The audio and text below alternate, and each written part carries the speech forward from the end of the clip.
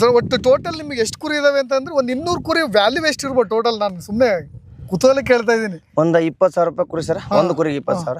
ಒಂದು 200 ಕುರಿ ಆದ್ರೆ ಸರ್ ಒಂದು 40 ಲಕ್ಷ. ನೋಡಿ 40 ಲಕ್ಷದ ಮಾಲೀಕರು ನೀವು.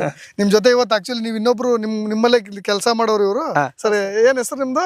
ನಮ್ದು ಈಶ್ವರ ಸರ್. ಬರ್ರಿ ಈ ಕಡೆ. ಈಶ್ವರ್ ಅಂತನಾ? ನೋಡ್ರಿ ಬೊಂಬಾಟ್ ಬಸಣ್ಣವ್ರು ಫೇಮಸ್ ಇದ್ದಾರೆ.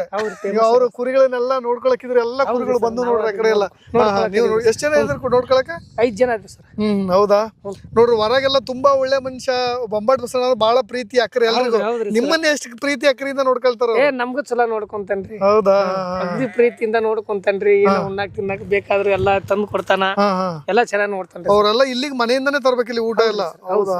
ಒಟ್ಟು ನೀವ್ ಎಷ್ಟ್ ಜನ ಇದೀರಿ? ನುಚ್ಚು ನೀರು ತಂದಿಟ್ಟಿರ್ತೀವಿ ಸರ್. ಅಂದ್ರೆ ಜೋಳದ ನುಚ್ಚು ತಂದಿಟ್ಟಿರ್ತೀವಿ ಸರ್. ಅಕ್ಕಿ ತಗೊಂಬಂದಿಟ್ಟಿರ್ತೀವ್ರಿ. ಅವ್ರಿಗೆ ರಾತ್ರಿ ಅನ್ನ ಉಣ್ಬೇಕು ಅನಿಸ್ತು ಅಂದ್ರ ಅನ್ನ ಮಾಡ್ಕೊಂಡು ಉಂತಾರು.